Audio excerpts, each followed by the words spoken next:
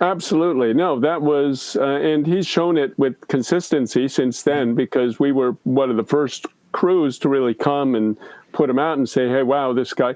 I mean, Vice, which is sort of an arm of U.S. disinformation itself, did a bunch which sort of vilified him and mocked him and so forth.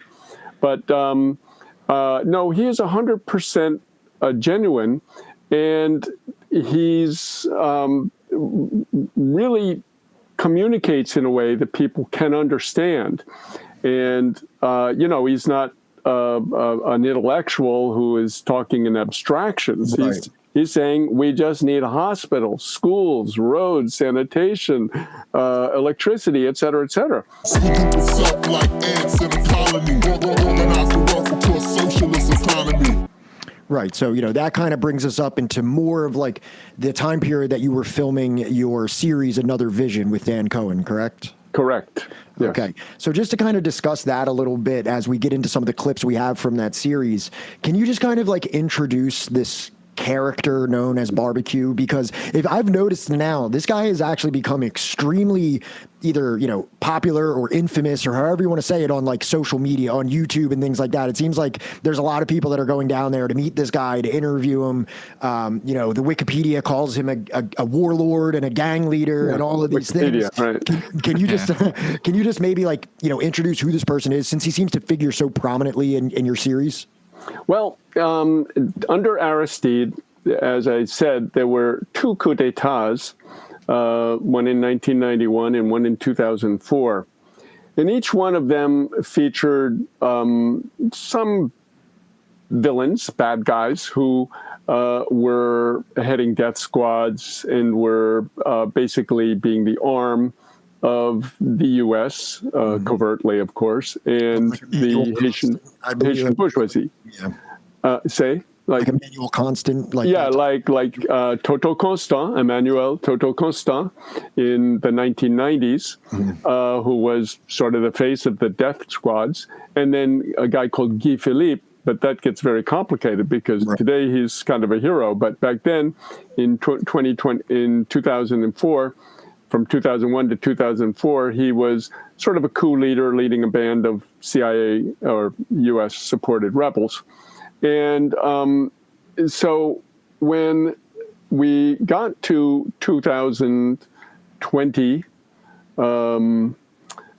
and 2019 and 20, Haiti had been sort of in a period where the U.S. had managed to kick out the alternates of Jean-Bertrand Aristide and his so-called twin, a guy called René Préval, who basically from 1991 to 2011 gave us, for those 20 years, we had an alternance of their powers, even though they were interrupted by coups d'états and interventions.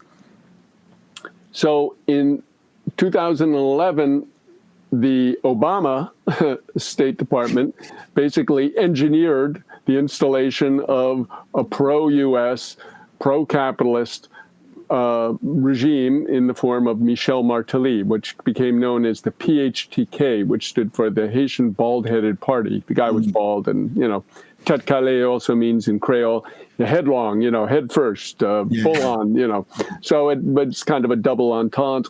And in any case, by 2019-20, things were really coming unraveled.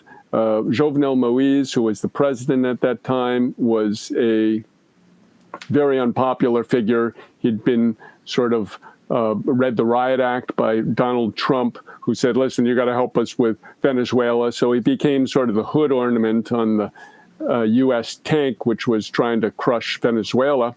And he was very unpopular in every way. But there was the emergence in the slums of this guy, Jimmy Cherizier, and his front called the G9.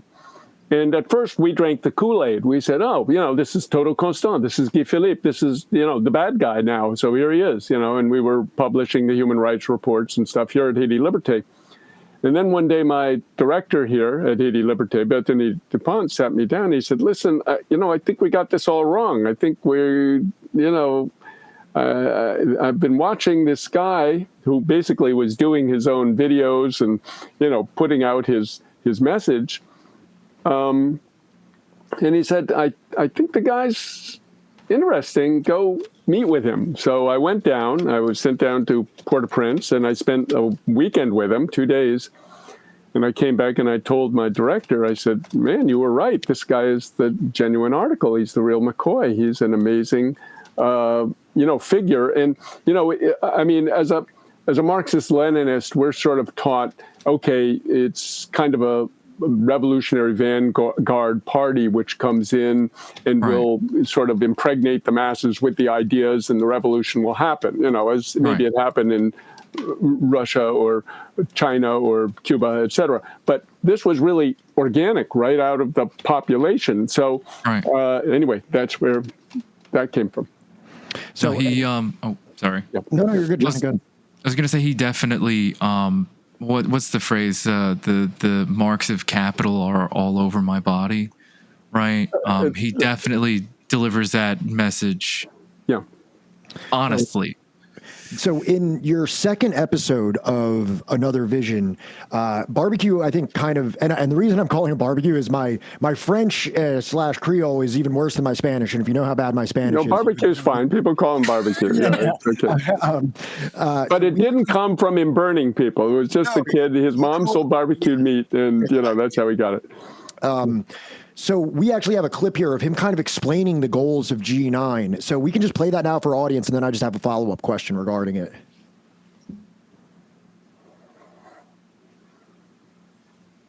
Côté 5% population contrôler 85% richesse pays a. Nous gain 60% moun qui emballage 35 ans. Nous gain 70% moun qui pas travail, qui dans chômage. Chiffre ça yo. C'est pas moi-même qui inventé chiffre yo. C'est réalité pays a. Jodi a moi oser attaquer système là. C'est pour ça que nèg yo vle détruire. Nous voulons une révolution côté que nous pral répartir richesse pays a pour tout haïtien joindre. Même Jean-Papa Nation, Jean-Jacques Dessalines, te vle pour tout petit pays à joindre. Et c'est pour ça qu'ils ont assassiné.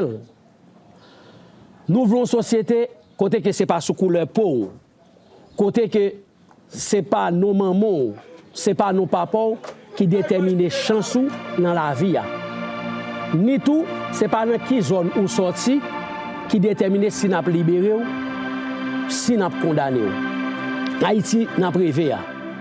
Haïti nous voulons. Son Haïti qui investit dans propre petite terre. Son Haïti qui investit dans la production locale. Ça nous doit connaître système ça qui l'a jodi. Son système qui ba yon ti groupe moun toute richesse pays. Nous-mêmes nous proposer un système qui voulait tout bagaille mais pour tout le monde. Over the next year, the G9. And if we were still in the Cold target. War, the U.S. would not miss a chance to take that guy out. Well, they're actively trying, and that's kind of my follow-up question here. Well, that was is that all these reports, the Wikipedia, Vice, the State Department, they call this guy a gang leader, a warlord, and all of these things. So, my question to you is, with all your intimate experience in Haiti and the time you've spent on the ground and everything like that, do you believe that message is sincere? Absolutely. No, that was, and he's shown it with consistency since then, because we were one of the first crews to really come and put him out and say, hey, wow, this guy. I mean, Vice, which is sort of an arm of U.S. disinformation itself, did a bunch which sort of vilified him and mocked him and so forth. But no, he is 100% genuine, and he's really communicates in a way that people can understand. And, he's not an intellectual who is talking in abstractions. Right. He's saying we just need hospitals, schools, roads, sanitation, electricity, et cetera, et cetera. And food, yeah. And as I said on the Democracy Now! Interview, I mean, you look at the Russian Revolution, it was based on the same thing: land, peace, bread. And bread. So he's basically taking the essence of all the major social revolutions we've seen in history, social revolutions in the sense that it's not a change just in the, president or prime minister, but in the ownership of the means of production. That's what he's proposing. He's saying, we, the people, need to take over the factories, the ports, the, administration of the state, et cetera. So, and land. And the U.S. really saw it before we did. We were so kind of lazy, I could say, in, a reflex of going into, and the whole, the brainwashing, even among us, as if we were supposed to be immune, we were affected by it. And unfortunately, a lot of people on the left still are infected by it. And in fact, because of face-saving dynamics, that it's hard for them now to get off their high horse and admit, hey, okay, this guy is something different and he is really trying to lead something. So now the next clip, I think that this is a really interesting thing. And I'm going to kind of ask you a question once we follow, as a follow-up to this, and kind of about his overall popularity. Okay, so we can play the clip first, but then that's kind of like the topic of discussion following that. Mm-hmm.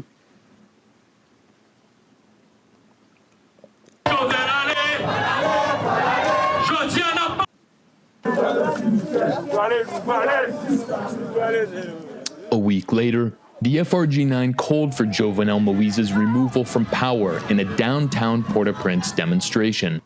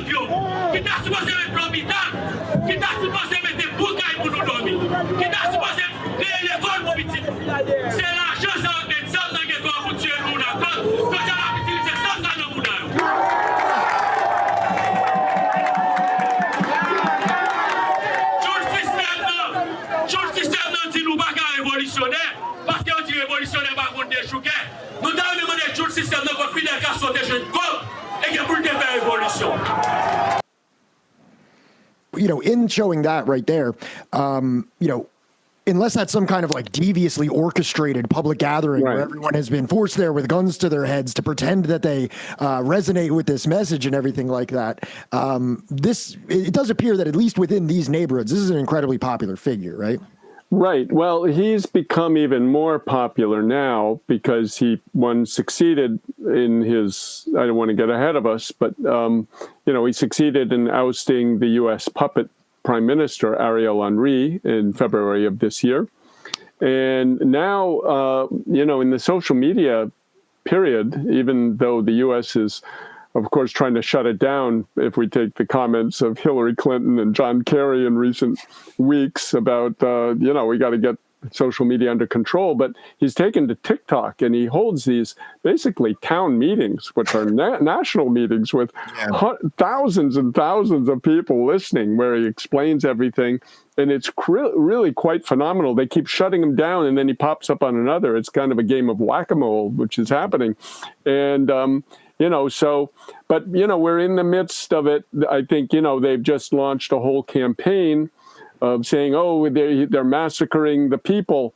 But, revolutions are like this, basically, just like you have in a union battle. Which side are you on? Which side are you on? And you have, workers fighting workers because the striking workers are fighting the scabs, who many of them have genuine concerns, might have a sick kid at home or, something they have to get money for, but, they end up fighting. So in any case, those battles he's been having with the recalcitrant forces in the country. And of course, the bourgeoisie is handing out money and guns and ammo right and left to try to create this division among the popular classes.